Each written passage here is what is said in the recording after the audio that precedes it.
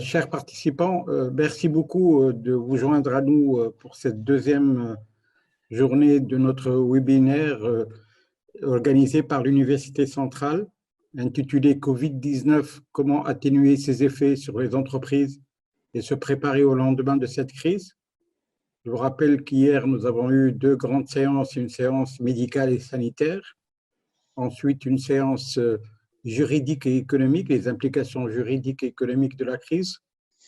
Aujourd'hui, nous passons, ce matin, nous aurons trois séances. Une première séance sur les aspects technologiques, une deuxième séance sur l'impact du Covid-19 sur les entreprises et les stratégies à venir, et enfin, une troisième séance intitulée « Comment gérer ses équipes en situation de crise sanitaire ». Donc, cette première séance d'aujourd'hui, intitulée « Le Covid-19, aspects technologiques », nous aurons deux interventions de deux experts connus, reconnus, aussi bien sur le plan national que sur le plan international. Saad El-Galoul, Digital Transformation Consultant, ancien secrétaire d'État aux technologies, qui va nous parler de la digitalisation comme outil de gestion de la pandémie, les obstacles et les opportunités. Ensuite, une deuxième intervention de Sir Hatem Mestiri, Chief Technology Officer, qui va nous parler, qui va poser une question qui, à mon avis, est très importante, que tout le monde se pose aujourd'hui. Est-ce que la bande passante d'Internet est-elle, oui ou non, capable de soutenir la charge imposée par la pandémie? Donc, une séance très intéressante qui va poser des problèmes technologiques. Et sans plus tarder, je donne la parole à Saad El-Galoul, donc pour nous faire la première conférence. À vous, Saad. Il faut que je puisse partager. Bonjour. Je pense que, voilà, si vous permettez de partager une présentation. Voilà, merci.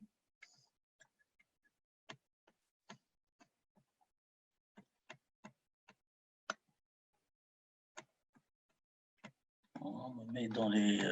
il me faut un peu de temps parce que là...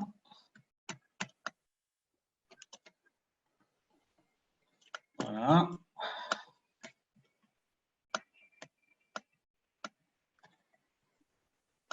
Bien.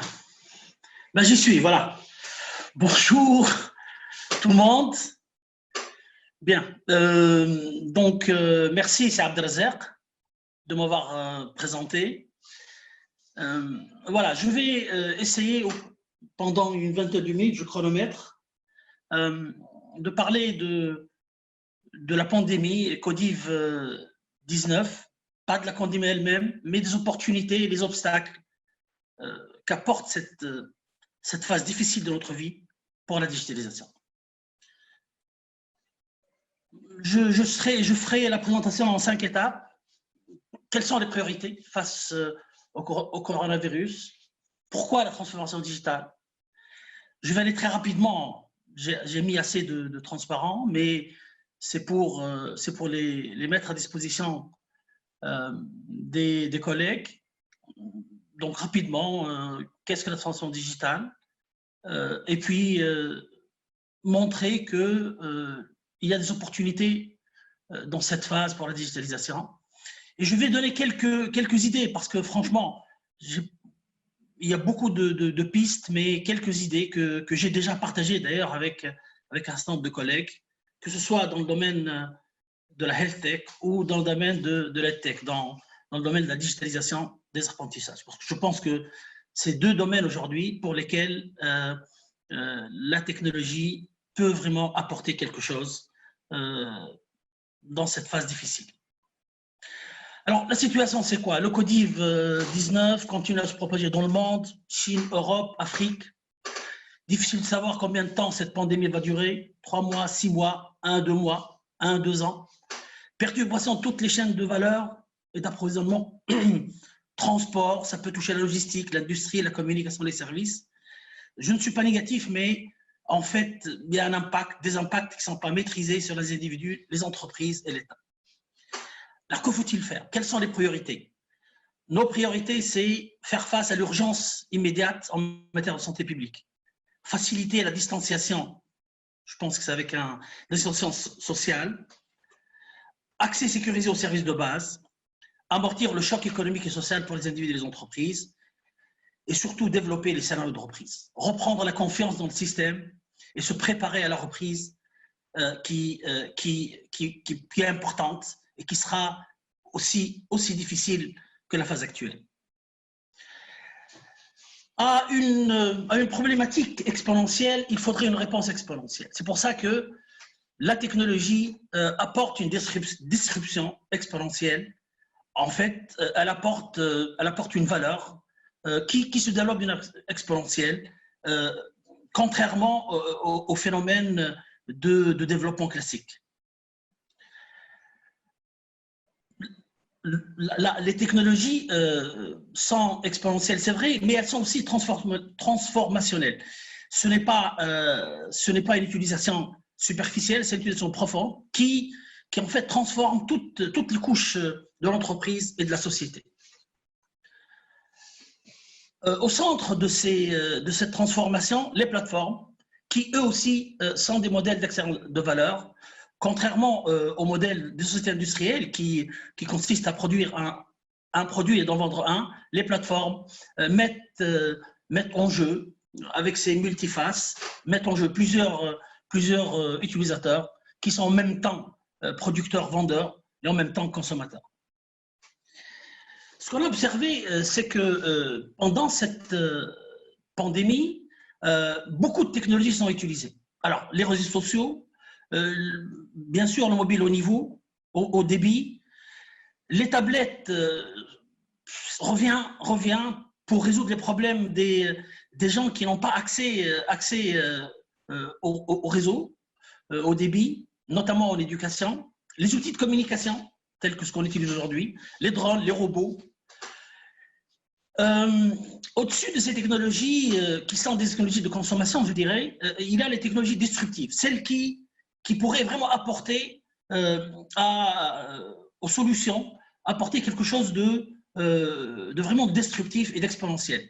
L'intelligence artificielle, les assistants virtuels, on en voit en Tunisie, Vénoran vient de lancer un assistant pour répondre et décharger les centres d'appel qui répondent aux problèmes des clients, l'Internet des objets, le cloud qui est vraiment prêt et qui est maintenant utilisé en abondance.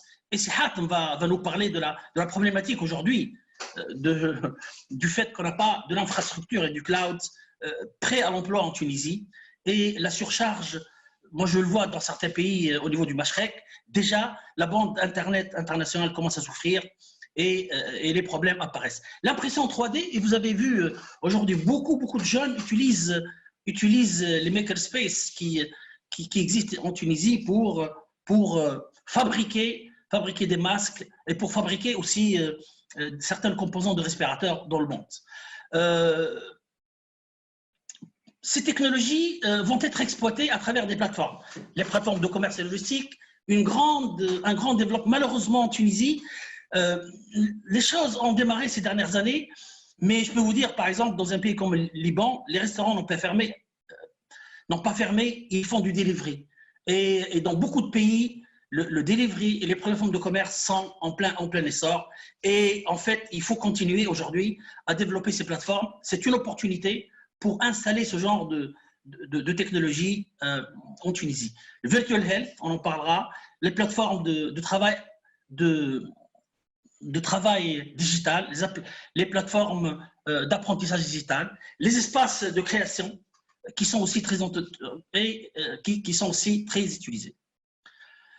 Alors, avec ça, il y a des modes d'affaires qui se mettent en place. Et donc, je passe juste, bon, je ne sais pas qui en fait participe, bon, peut-être, mais juste, il faudrait qu'on fasse la différence entre digitalisation et transformation digitale. Je crois que aujourd'hui, la vision, c'est d'aller vers une transformation digitale, une transformation agile qui permet en fait dans une quadruple dimension technologique, managériale, économique et humaine, de transformer réellement, rehausser l'expérience des clients, des citoyens, des collaborateurs et transformer réellement la chaîne de valeur de l'organisation.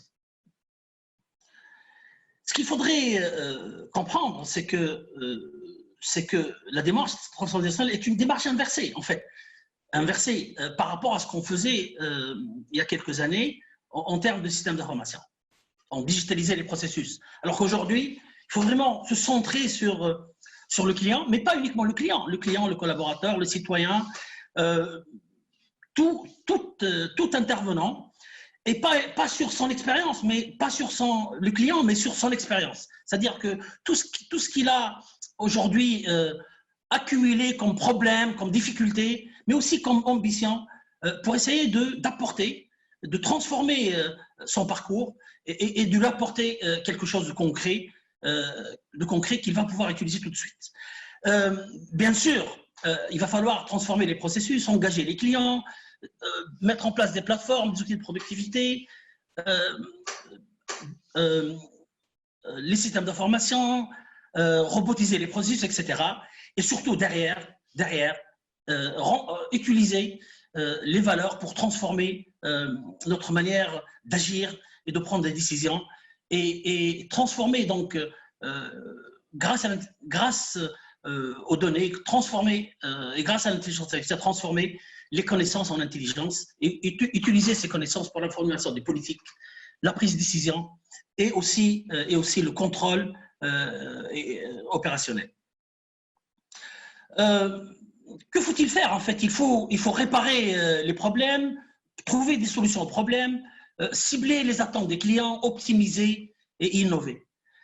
Qu'est-ce qui se passe aujourd'hui? Aujourd'hui, il y a quelque chose d'extraordinaire qui se passe. C'est que la crise Covid-19, en fait, nous apporte une opportunité pour réussir la transformation digitale.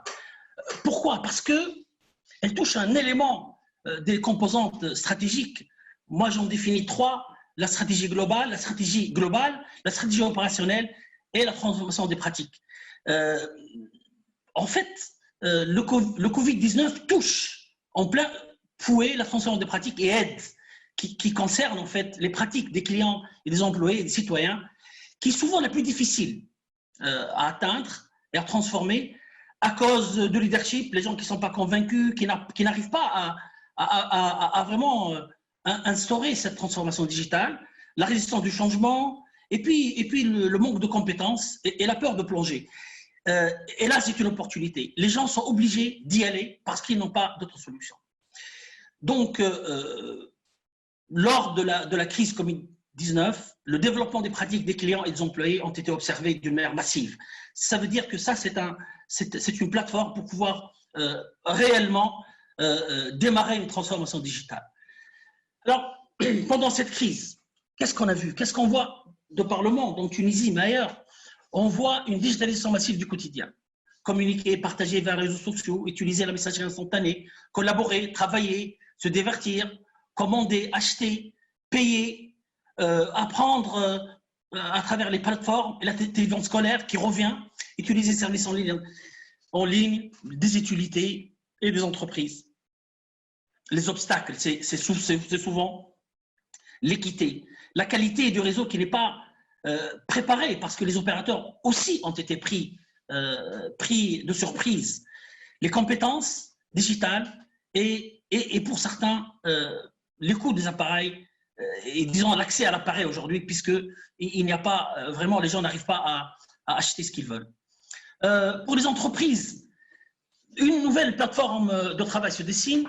Bien sûr, il y a des impacts négatifs, incapacité de visiter les clients, baisse des performances commerciales, incapacité de reprendre la production, perte d'emploi.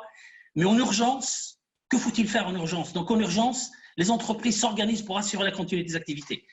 Ils trouvent un certain réconfort dans le travail à distance. L'écosystème digital se mobilise, gratuité des outils, mais des dépenses importantes pour la formation, l'infrastructure, etc. Mais un fonctionnement distant, difficile à maîtriser. C'est pour ça qu'en sortie de crise, il faut vraiment préparer, disons, tirer profit de cette expérience pour préparer un environnement propice et pour qu'il y ait vraiment un travail collaboratif à distance et des règles, et pour et on en sort aussi avec une reconnaissance de la transformation numérique parmi les employés. Et là, les entreprises aussi intègrent la résilience sur place. Et là, on peut vraiment monter dessus, monter sur ces acquis, ces résultats, pour aller en phase d'accélération au niveau de la transformation digitale. D'ores et déjà, le travail à distance est apprécié et à 52% disons, c'est une enquête qui a été réalisée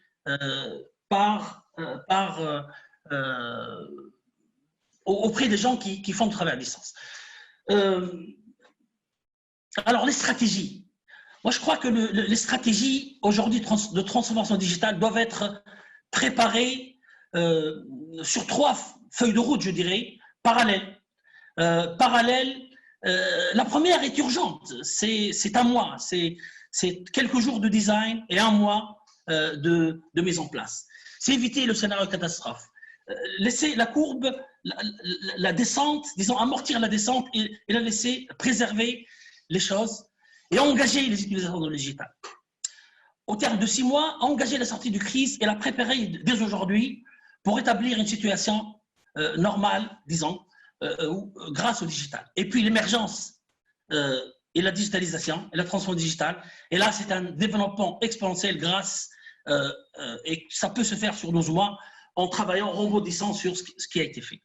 Alors, ça se fait dans tous les domaines, mais je vais prendre, j'ai 3 minutes, je pense, pour chaque domaine, ou 2 minutes et demie, pour la health tech. Alors, pour la health tech, bon, je n'ai pas eu le temps de voir tout, mais du moins, je partage quelques idées.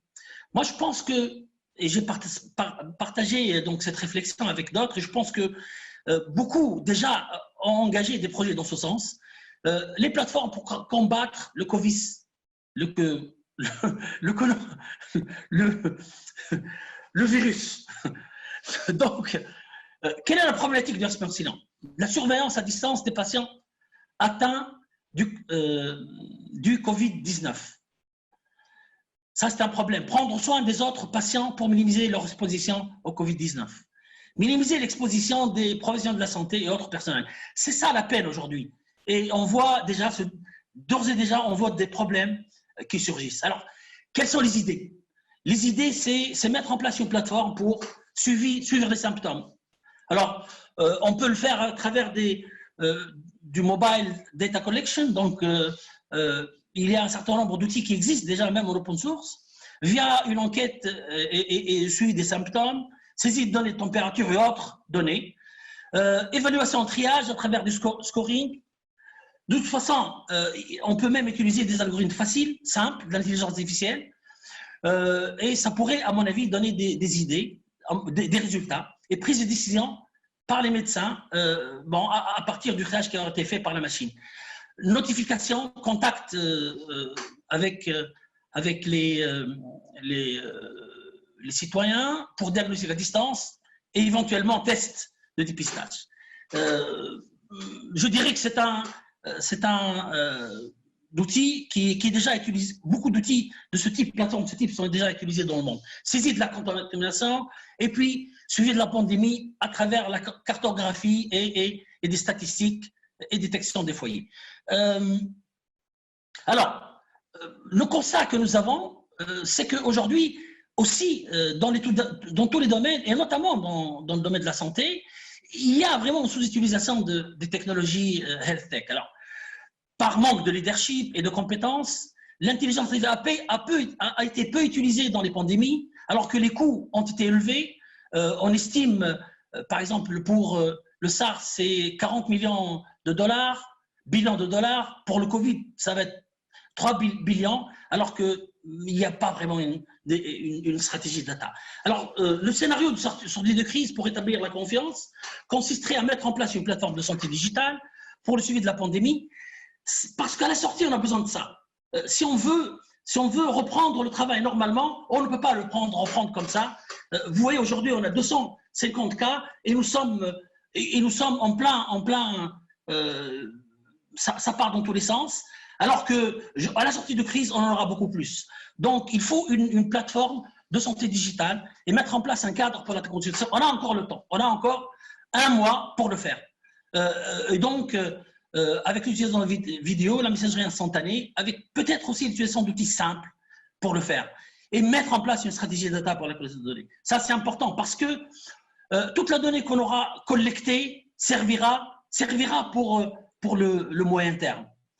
On utilisera comme technologie donc, les smartphones, les plateformes de santé digitale, l'intelligence artificielle pour le scoring, le suivi des foyers, et la cartographie des expositions. Pour l'éducation, il me reste 2 minutes, je pense. Alors, le constat, c'est que les enfants ont quitté, sans S, les bancs de l'école depuis 2 semaines, dans certains pays depuis plus que 3 mois. Une incertitude quant à l'évolution mondiale de la pandémie. Alors, ça fait que tous les ministres de l'Éducation ne prennent pas de décision, mais les choses se dessinent. Alors, ce qui est important, c'est regarder ce qui se passe dans les pays, dans tous les pays, alors voilà, il me dit que c'est presque 1 minute, voilà. Donc, qu'est-ce qu'il faut? Alors, un maître mot, il faut assurer la continuité de l'apprentissage des élèves et minimiser l'impact sur leurs compétences. Parce que les élèves à la maison, ça crée une crise au niveau de la famille, au niveau de toute la famille. Donc, il faut absolument assurer la continuité de l'apprentissage, quel que soit le mode. Et vraiment, il faut, sinon, c'est une catastrophe sociale et familiale. Alors, il faut 3 plans, en fait. Le plan d'urgence, c'est la continuité des apprentissages. Et ça, c'est dans quelques jours, dans 1 semaine, maximum. Un scénario de sortie de crise, préparer la reprise de l'école. Jamais l'école ne sera comme avant. Jamais elle ne sera dans les mêmes conditions. Et l'amélioration, et rebondir sur cela pour mettre en place un plan d'amélioration de la qualité de l'éducation en instaurant un modèle de blended learning, c'est-à-dire d'apprentissage mixte, en même temps l'apprentissage à l'école, mais en dehors de l'école. Alors, le plan d'urgence, sensibilisation de la communauté. Il faut le préparer, il faut engager la sensibilisation de la communauté. Simplifier le calendrier pédagogique d'enseignement pour les restants, pour certaines matières et certains programmes. Mettre l'accent sur les compétences de base, sur la capacité d'apprendre en utilisant l'école numérique. Envisager un modèle d'apprentissage qui est mixte pour permettre à tous. Le plus simple, c'est de faire l'apprentissage autonome à l'aide des manuels scolaires, de bouquins, de livres, de tout ce qui est disponible, mais soutenu par des spots télévisés quotidiens, diffusés à la télévision, afin de maintenir l'apprentissage. Alors, ce qui se fait dans le monde aujourd'hui, c'est que toutes les chaînes de télévision, publiques, privées, tout, se mettent à disposition de l'éducation pour couvrir un nombre d'heures suffisant de vision par semaine. Et puis l'apprentissage numérique. Tout ce qui est produit, tout ce qui existe, peut être mis à contribution, peut être organisé simplement sur un portail pour l'apprentissage numérique et la mise à disposition des contenus existants. Et continuer à produire en masse les contenus. Le plan de continuation de l'apprentissage, il doit aussi développer la capacité de tutorat numérique par les enseignants. Mais alors, avec des outils très simples. Téléphone, réseaux sociaux, outils de communication tels que WhatsApp ou autres, et que ce soit vraiment des choses dans l'asynchrone et faciliter l'accès aux ressources. Parce qu'aujourd'hui, les enseignants vont comprendre que le numérique est important et les former sur la production rapide. Et surtout, le rôle aujourd'hui, on rêve d'une école où le parent a un rôle, où l'enseignant a un rôle, où l'élève a un rôle de responsable au niveau de l'apprentissage. Et là, l'engagement des parents, c'est le moment aujourd'hui de les engager, mais il faut les former et les sensibiliser sur leur rôle, quel que soit leur niveau d'éducation. La sortie de crise, préparer la sortie de crise et la reprise de l'école. Jamais l'école, même si on revient en juillet, en août, en septembre, eh ben, il faut une réponse claire et anticiper au problème des examens nationaux. Certains pays ont mis des mesures pour alléger l'organisation des examens finaux, voire même à éliminer le baccalauréat. Décider d'un modèle des examens finaux, les matières évoluées, simplifier, peut-être faire de l'évaluation à distance, réduire le nombre d'examens, réduire le nombre de candidats par salle et par école, etc. Et aussi, surtout, préparer la reprise des cours et réduire les gaps de compétences. On va revenir.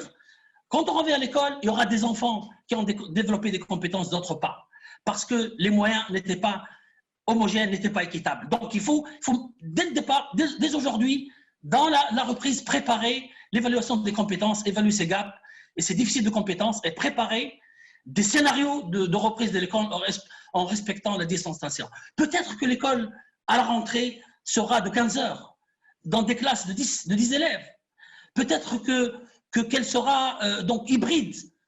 Il va falloir imaginer tout cela. Voilà, merci pour votre attention. Merci, j'espère que j'ai pris 1 minute de plus, c'est Abdelazak. Merci. Merci, c'est Adel, pour votre exposé et vos démonstrations. Et je voudrais vous poser 1 ou 2 questions. On parle depuis 30 ans, peut-être depuis 25 ans, de digitalisation en Tunisie. Et sur le terrain, je ne vois pas beaucoup d'avancées. Qu'est-ce qui fait que la Tunisie, qui discute de ce problème, qui a posé le problème il y a 30 ans, depuis 30 ans, n'avance pas beaucoup dans ce domaine? Quels sont les obstacles? Pourquoi ce n'est pas faisable en Tunisie? D'où proviennent les obstacles? Qu'est-ce qui fait que nous n'avançons pas assez?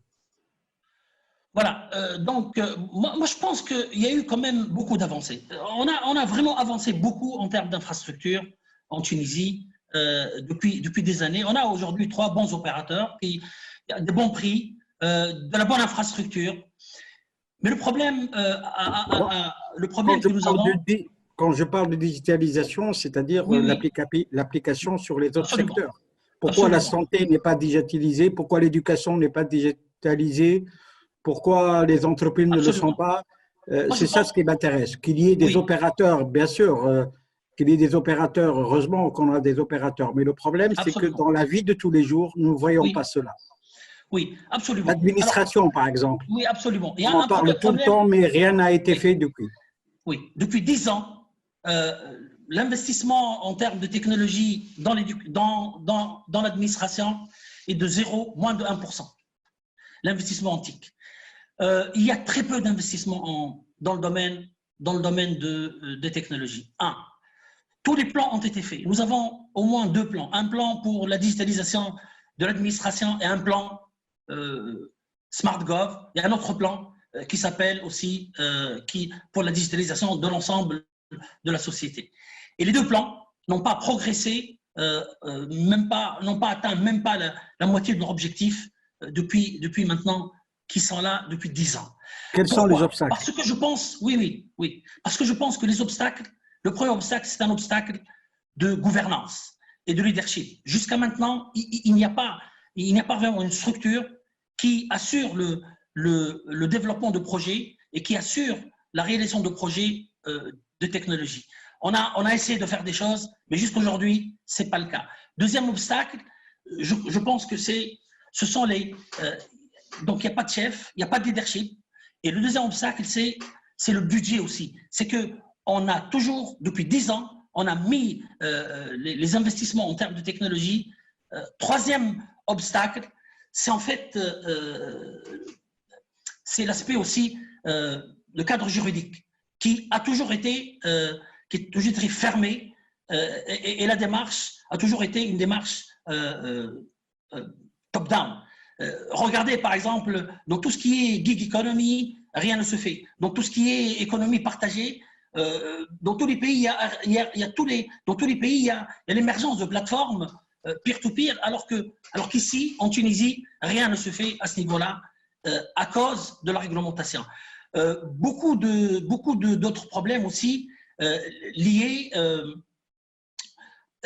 donc au cadre juridique, mais aussi liés à l'État qui n'arrive pas à déléguer ou à déléguer pour les entreprises publiques, les entreprises du secteur, alors déléguer en fait du travail grâce à des partenariats publics-privés. Il n'y a plus de grands projets de développement au niveau du gouvernement et l'intervention du secteur privé est souvent faible et souvent passe toujours à travers des appels d'offres qui sont difficiles à réaliser et qui ne finissent jamais. Je vous donne un exemple. Il y a quelques temps, on avait lancé un large programme de digitalisation de l'éducation. Mais jusqu'aujourd'hui, ce programme, à cause justement des procédures difficiles, la manière de gérer les projets, n'a donné aucun résultat. un appel d'offres qui a été lancé de 3 millions de dinars, jusqu'aujourd'hui, n'a pas été finalisé.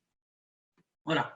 Il y a un participant qui vous dit la chose suivante. Nos opérateurs ne sont que des transporteurs de paquets.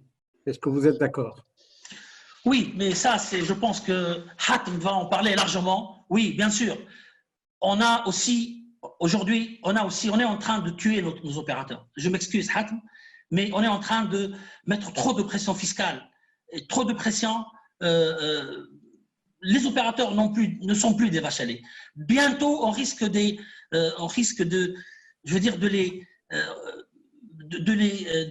les épulcher de toutes leurs valeurs, alors qu'aujourd'hui, ils sont attaqués de tous les fronts, et notamment par les opérateurs over the top, c'est-à-dire les Google, Facebook, etc. Donc, je pense que Hatem parlera de ça tout à l'heure, et je crois qu'il faut changer aujourd'hui d'attitude par rapport aux opérateurs de télécommunications, et penser qu'aujourd'hui, ils ont besoin de l'État aussi. Ils ont besoin d'être moins sanctionnés. Merci, Siad. Merci beaucoup pour votre intervention.